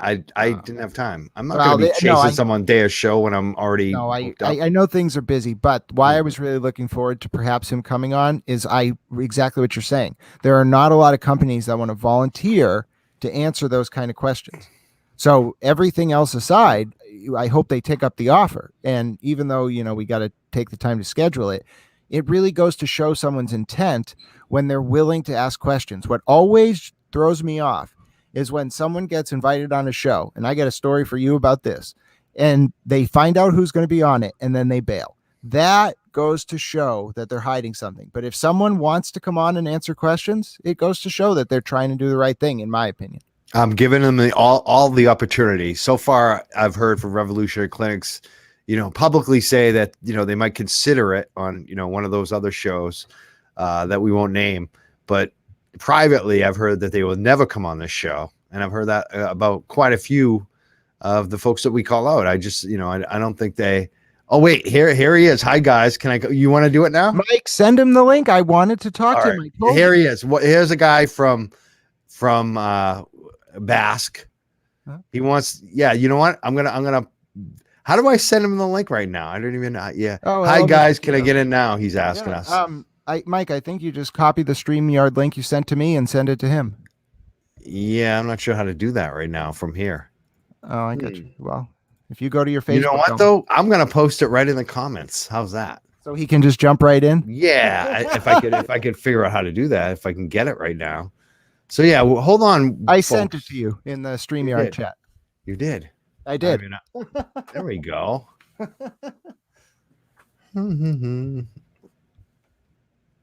All right. I guess Tim Keogh from Basque is watching, and we're going to give him the StreamYard. No, I just did it in the private chat back to you, which is funny. We're going to put it in the comments so everyone could see it. Call in. Some light entertainment. It just posted to like 5 places. We'll see. Maybe he gets this. Tim, call in now. There's the link. So what more do you want to say, Grant? Well, no, I think that just goes to it, and respect to Tim for I hope he clicks the link and we get him in the waiting room and get him in. I think that it kind of goes to this whole conversation about not equity being more than just a company saying, "Oh, I'm going to donate through my positive impact plan," or "I'm going to withdraw this lawsuit." Equity and a company's approach to equity is reflected in a pattern of behavior over time and a set of principles. And that's really why I enjoy kind of looking at not what companies say in their press releases, because I know how to write a press release. I understand how to deconstruct a press release, and I don't like how they function. I want to see what a company does in its legal filings, and I want to know what a company's lobbyist is telling the regulators and lawmakers. And trust me, I will find out. I don't see Tim Keogh on here yet, so Well, We're let me hoping try you post- saw that comment, Tim. We're giving you the StreamYard link. You can just call in through that StreamYard link that we posted on the video. Yep. Anything- I see it on the stream, on the You do. Facebook stream, so he should be able to click it from there. He says he can't find the link. I'm just going to try to message him. Yeah, try to message him with the StreamYard, Grant. I also wanted to try to talk about, basically what's been going on in the financial industry too, if anyone wants to talk about that. But, people are going nuts about the money that they're making or losing lately in the stock market. Have you seen this, Grant? What's been going on? The money, yes, of course. I find it very interesting, the idea of people taking a short, like big hedge funds taking short positions and trying to hide it through put options, which you can probably explain, and then people figuring it out and then basically punishing them for doing that. I think it's fascinating. It's been very interesting. And basically, a bunch of companies like Robinhood took down certain tickers this week because they were ruining the big investors too much. They were ruining the shorts, the hedge funds, and they took them down. I found a company. I have 3 trading companies.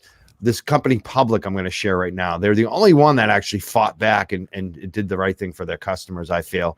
So sign up for it. You get a free share, and I get a free share as well when you sign up. And this company actually pushed back against their clearing firm. I really like this company. They were very public. Their name is Public. Check them out. Much better than Robinhood. Much better than my other company Ally Bank. Ally Bank is so bad. They've been down for 3 days. We haven't been able to trade anything. So check out Public. That is my advice on this. All right, we have Tim, I think, here. Is he here? What's going on here? Add to stream. I added him to the stream. Oh, here he comes. Can you hear me? Yes, yeah, hello. we can. Hi guys, how are you? Thanks. So what's your name and tell us what you do, who you are? Sure. My name is Tim Keogh, and I'm the president of Basque.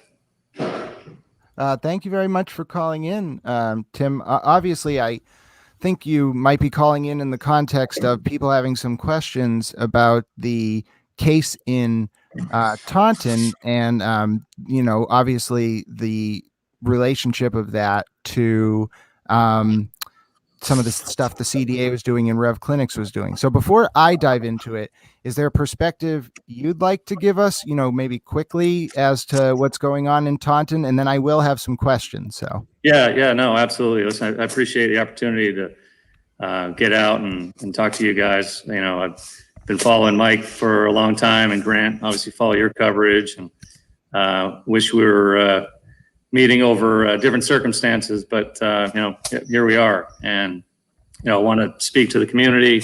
You guys have a great platform. And cut me off because I can kind of ramble. But my perspective on this is that I hate the fact that we're being lumped in with the anti-equity lawsuits and the campaigns. I mean, from my perspective, the bad guy in our situation is the city of Taunton. We've been pursuing licenses and approvals in towns, primarily throughout southeastern Massachusetts since 2012.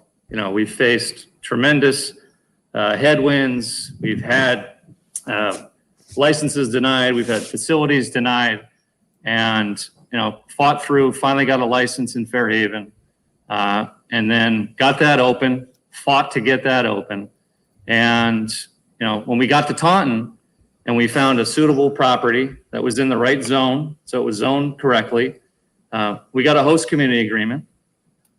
We ended up getting a provisional license, and we got our special permit denied, but we just didn't feel right about why the special permit was denied. And that was in October of 2019. Is this 400 Winthrop Street, Tim? That's correct. Thank you. Please continue. Yeah, it's a liquor store. It's a beer and wine shop on a busy thoroughfare in the Highway Business District. From my standpoint, it's like the perfect location for a storefront. right? It's going out of business, or it's at least struggling as a big box gas station across the street. And, you know, it was in the right zone. So we found it. Anyways, we put on a contract. We spent a year working through it, got our special permit denied, and then just really felt like it was a NIMBYism attack. I mean, if you go back to the articles, you can see the signs. I mean, the protesters that were against us, you know, had signs that said, like, crime is going to increase 36%, like property values are going to decrease, like no marijuana. And that story is not really around now. You know, at that meeting, you know, we had, you know, over 100 supporters, and the opposition had over 100 supporters, but the meeting went on until 2 o'clock in the morning. And, you know, as you guys know, sometimes it's a lot easier to get people to hang out for being against something than it is to being for something. And a lot of our supporters, you know, had day jobs, right? You know, they showed up at 7, it got to 8:30. They're like, dude, I got to work tomorrow at 6 a.m. I'm like, I get it, man. I appreciate you showing up. So at 2 o'clock in the morning, the loudest voices in the room were in opposition. We ended up losing 5-4. The special permit you're talking about? Yeah, the special permit. Now, I don't mean to, because I know this is a long, you know, 18-month story. Right. And yeah, and, no, I do. I want to take us. chase? Yeah, I want to take us right to the next step. So I understand you got your special permit denied, and I think you did what is in that context an equitable remedy, which is pursue an appeal of the special permit denial in the land court. But just to take us quickly along, the land court case went on for a substantial amount of time, and as the land court case was, I would say, nearing its conclusion, there was an injunction issued by the land court judge, which prevented the city from going forward with any of its other licenses. And the logic of the judge in the case at the time was, well, Basque might be entitled to its special permit. And so we want to give Basque a chance to get to apply for one of its licenses with all 4 of the remaining licenses available. Now, that was the land court judge saying that. That went up on appeal to the single justice, Justice Englander, who said that was an inappropriate injunction because the land court did not have the authority to tell the city it couldn't move forward with its other permits. Now, I get that 2 days after Justice Englander vacated that injunction, there was a final order from the land court, I think it was December 23rd, saying that the city needed to issue your special permit, which I understand, and that the city needed to include you in any hearings. And I get that on December 28th, the city moved forward with 3 of its 4 licenses and left 1 license, but didn't include you. Now, what I'm trying to understand is, and I get that maybe they shouldn't have moved forward. I want to tell you to get to the question now, Greg. No, this is the whole, it's all get to the question. You're interviewing someone. No, get it's all to the leading question. up to this. It's all leading up to this. Why, after the city moved forward with those 3 licenses, 2 of which were for equity candidates, did you ask the court in a contempt proceeding that you signed off on to vacate 3 of those licenses, even though you could still apply for the 4th license? Yeah, no. So, and I think, and Grant, I will applaud you for following this case and getting it. I appreciate it. It's complex. I've been accused of being an attorney. I'm not an attorney. They spell my last name when they do that. But you know, we're navigating this process. So all of that happens. We get into January, and the land court judge picks up the appeal of the land court's decision rather than it going to the appellate court. I'm pretty sure you watched that trial with the land court judge. Anyways, you're talking about the request for the 6A motion for stay that was heard at the land court before Justice Englander heard it. I'm saying it was, I think, around January 4th or 5th. Yep. And where the land court judge at this point, and not to go too far back, but you know, when our trial in August, you know, we presented the facts. He believed strong enough, and like the city's case had no merit. He made his decision, and the city's case had no merit to deny it. And then when they went ahead and ignored his order to just give Basque a little bit of time to get the application in so we could stand shoulder to shoulder with everybody else, that they went ahead and ignored that judge's order. The city ignored the order and that's during that hearing in early January, ordered Basque. They ordered us to file a contempt complaint against the city. Yep. That was not, it wasn't us. We were aware that we could have done that. And he asked us, he said, are you guys aware of this? And our attorney said, yes. He said, have you thought about it? He said, the guys have discussed it, but it's not really something that we're comfortable doing. And he said, then I order you to do it.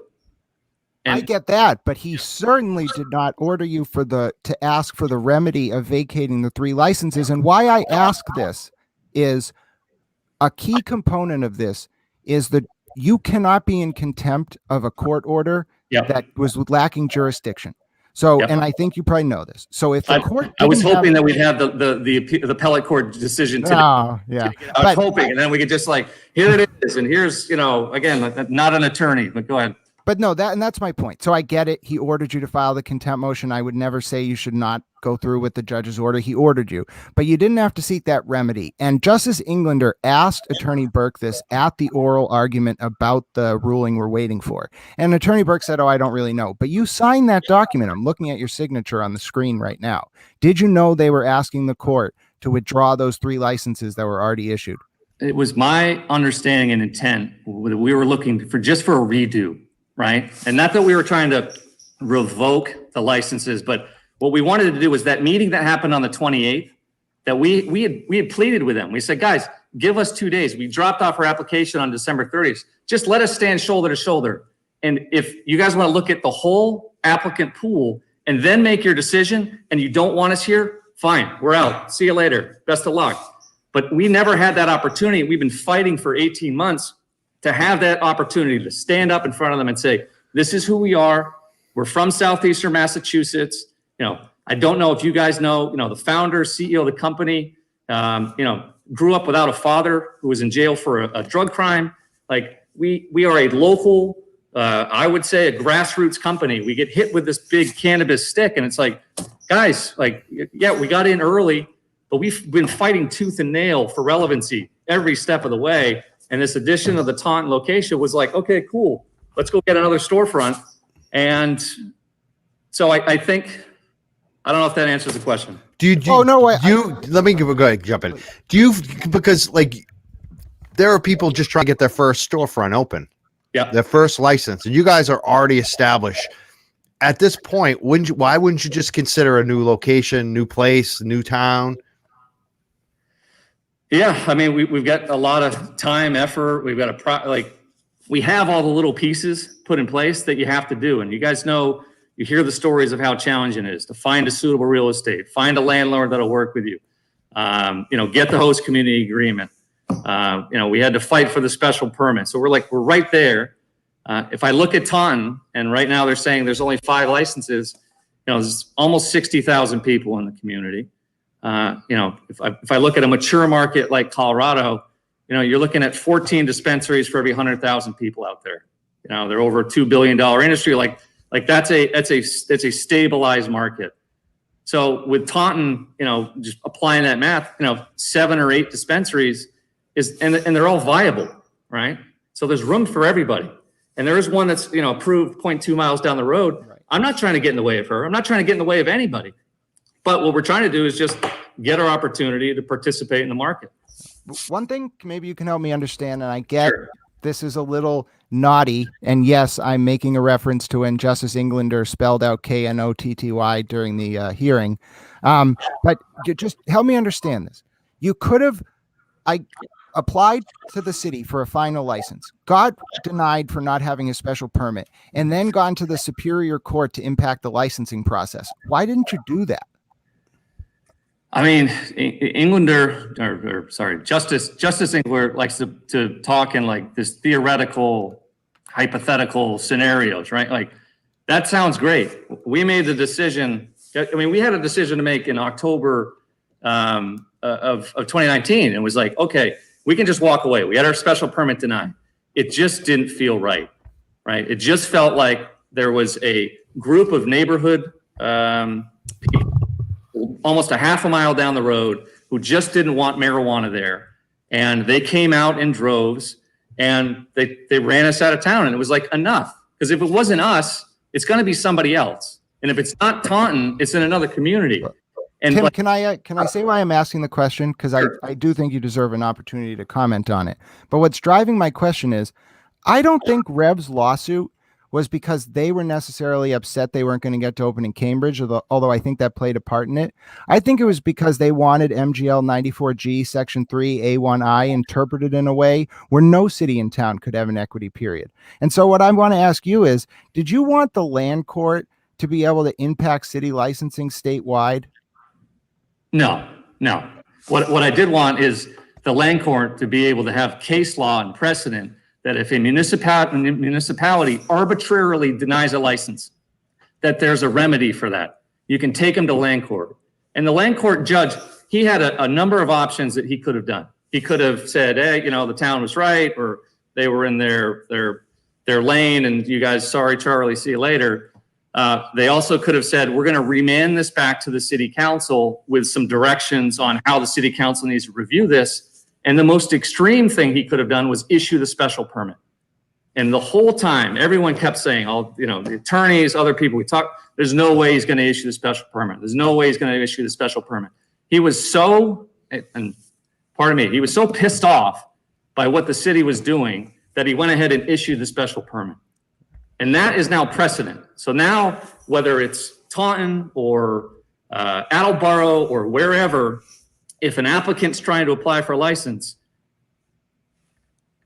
and it's denied arbitrarily, he can go to land court. No, not a license, a special permit. I'm sorry, excuse me. You're right. Sorry, apologize. Same thing. Special permit. No. It is. For everyone that's listening, except for geeks like Grant, it is. But it's the key difference because Grant, I want to ask another question. Okay. Basically, Basque, there's another lawsuit with someone that used to work along with the applicant at that point, Basque, the Hussey lawsuit. Would you want to comment on that at all?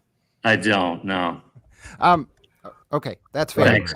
But let me take it back because Mike, I agree with you. To the layperson, a special permit and a license, it's just like, who cares? But I get why you wanted to do that, Tim, and why you wanted to pursue the appeal of the special permit at the land court.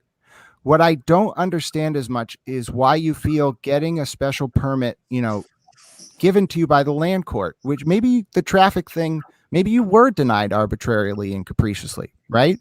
But at the same time, why should you then be entitled to apply for all 4 licenses? They left you 1 license. I understand the host community agreement thing with the motion to reconsider not passing throws a wrench in it, but that license was left for you. Why is that not enough? Yeah, and I guess that's like so that's a perspective of like, we're trying to shut out everybody so that we can get the only license and move forward. And that's not what we're saying, and that's not what we're trying to do. What we really, like, my intent as a non-attorney was, they had this meeting on the 28th. The judge said, don't do it. We said, please don't do it. Let us get our application in, and you can have this meeting in a week from now.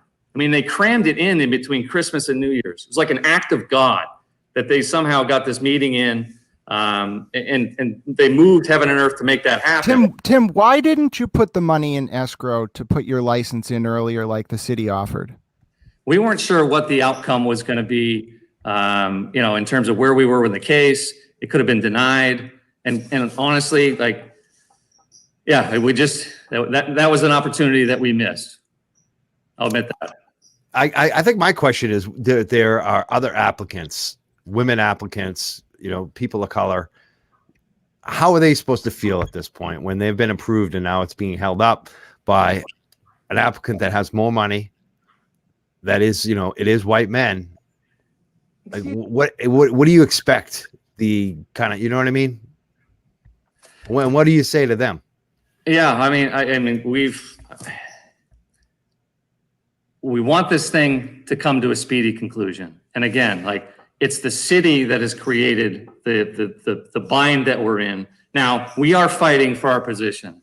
And again, I want this to come to a conclusion. I don't want this to drag on. I'm not trying to tie up anybody. I'm not trying to block anybody out. We're in support of expanding the number of licenses. If Taunton wants 5 storefronts or 7 storefronts, Tim, let me ask you about that. Sure. And this is Grant, let me answer the question. No, I want to ask him about raising You the didn't licenses. even answer my question. Oh, you cut him off. Go ahead, Tim. Rewind. Give me the. Well, I'm asking you about them. About the other applicants. Yeah. What do you, what do you expect them to feel? I mean, because I'm hearing from them. If I put their shoes on, like, I'm like, this sucks. And I get that. If they put my shoes on, like, how do they feel? And like, this is the kind of, we're trying to move through this as quickly as possible. We understand it's not ideal, but this is a scenario and a situation that wasn't created by Basque. We didn't set out to like shut down the Taunton market. We just pursued a license and sought our remedies to try and secure it. And it's really unfortunate. Now, Lisa in the comments says it isn't white men. Was I wrong on that? Basque is not white men. What is it? I mean, I am a white man. Our board of directors is 2/3 female. So is this some white females on there? That's what she's going on. She represent you, Lisa Romano? No. Okay. Joanne is one of our board members. She's a resident of New Bedford, which is a community that's been disproportionately impacted by the war on drugs. Melanie is the other board member. She's an Asian American. Our CEO is a veteran and whose father went away for 10 years as a child for a drug crime. He's a volunteer fireman. Like, we're all from this part of Southeastern Massachusetts. We're not from outside of the state. You know, we're not from another part of the state.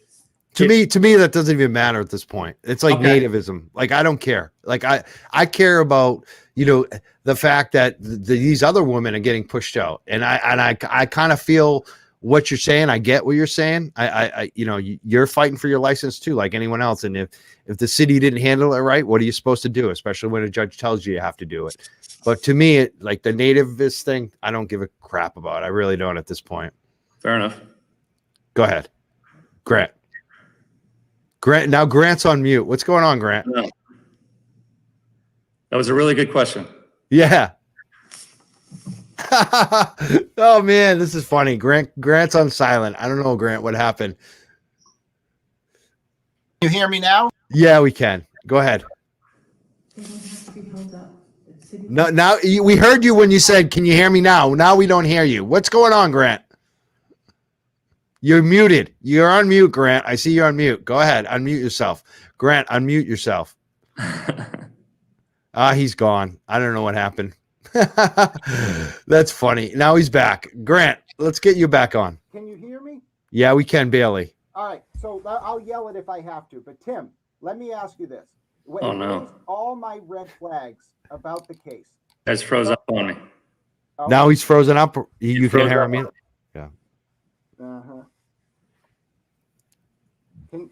Are you with us, Tim? Yes, sir. All right. So, Tim, let me ask you this. And this is my last question. The attorney who filed the case for Basque originally in 2019 became the city solicitor in 2020 for Taunton and then suggested raising the licenses. What is going on there? Yeah, so I mean, when we started our license application, we hired Gay and Gay. They took us through the special permit process. It was denied, and shortly thereafter, they got the phone call with the new administration that they were going to be brought in as the internal city solicitors, and that we needed to find alternative counsel. So unfortunate for us, right? Because they knew the whole case, they knew the background. We had to start from scratch with a new attorney. We were fortunate to find one here in New Bedford, and we got proposals from all the crazy Boston law firms. I mean, we don't. Yeah. Anyways, that's the status of it. We haven't had any communication with Gay and Gay. I'm not sure who's proposing what. So it's not. There's nothing nefarious happening, right? At least from my perspective and what I know, and I'm the one trying to push this thing forward, or hopefully just get it to a conclusion as quickly as possible, so that everybody can move forward. I think that's what everyone wants. Yeah. Can I just one more comment too, just because like the length of this thing. So we originally filed in October of 19. We had a trial date in the end of March, early April. And that obviously got delayed to June, then it got delayed to August, and then they agreed to have a virtual trial. So there was, 9 months or whatever of delay just due to pandemic and timing and scheduling. So it's that I think has drawn out this whole thing. Well, Tim, we'll have to keep an eye on what happens to the single justice appeal. As much as I respect where you're coming from, I really am hoping that the contempt is vacated on jurisdictional grounds in terms of the other licenses. However, I do hope you have the chance to go for that fourth license. And if you get it because you're the best candidate, more power to you. Guys, I really appreciate it. Appreciate the opportunity to get out here and just kind of tell our side of the story. And, I'll happy to direct message you guys my contact info, as this thing moves forward. Sometimes I think it's easier to read Grant's summary of the decisions that come out of the court than for me to try and figure it out. So appreciate all the work you guys do. And again, appreciate the opportunity to speak today. And Tim, I got another question for you too. Specifically looking at what's happening in Massachusetts with the CDA, the Commonwealth Dispensary Association. You saw like a dozen of them dispensaries leave the CDA this week. What do you think about that whole situation and the way that the CDA handled it, the way the CDA has been acting most recently? I mean, one of their leaders of the CDA was basically crying in front of the Cannabis Control Commission recently, blaming them for all their issues. What do you think about that all? I mean, we made a decision really early on as a small southeastern Massachusetts company that we just wanted to focus on serving patients, to not get involved with the CDA. And outside of that, I disagree with what they attempted to do. And again, like, we're open market, free market operators, and we think. Anyways, so I don't really apologize, but I don't really have much other than, we're not a fan of what was being done. And that's why we really hate being lumped in with that for what we're trying to do elsewhere. And, given the diversity of the organization, who we are, where we're from, that's not what we're about. I appreciate that answer. I always say I have one more question on top of one more question. But Stephen Mandilli's a friend of ours. He's a veteran. You mentioned Chapman, who's a veteran as well with Basque. You guys are one of the first dispensaries to sign on to his veterans program. Can you tell us about that and why you guys decided to do that? It's the right thing to do. We were the first ones. I know we worked really closely with Stephen. It's rumored to there's someone at Basque that may have had a hand in helping name the discount program, but we believe it's the right thing to do. That's why we got involved with this. We were advocates from Rhode Island. We were caregivers in Rhode Island. We grew up in southeastern Mass. We came here. Our background is diverse. Our background is veterans and cranky Yankee hard work and just grinding through and figuring stuff out. And when we met with Stephen and his team was like, yeah, let's do this. So we're 100% on board with, hiring veterans, working with veterans, and 85% of our board and top level managers, are veterans, women, minorities. It's just part of our corporate culture. We walk the walk. We don't just talk the talk. Thank you for calling in, Tim Keogh, right? Yep. And you're the CEO at Basque American, is that correct? No, I'm the president of Basque. The president. I'm looking at online and the LinkedIn says chief executive order. Oh no, it also says president. So that's what you are. You're the president of Basque. Basque. Yep. And are you the CEO at American as well? That's correct. Okay. So those are tell us more about the relationship between American and Basque. Long story short, American built the building and Basque rents the building. All right. I have a question. The land. So you're like, before you go there, Grant, it's like IIPR. You know what IIPR is? Yes, sir. Yeah. It's like that kind of relationship. It's a REIT that's going to face some headwinds with change in federal regulations once banking becomes available. Do you think people shouldn't invest in that right now? I have no comment about investing. Well, because we're talking about Robinhood tonight and all that stuff. Grant, go ahead. No, What a story, yeah. Tim, you don't have to answer it now, but I did have someone point out that the land that you rent, the owner has a connection to Gay and Gay, and I feel an obligation to just leave that on the record. What connection would that be?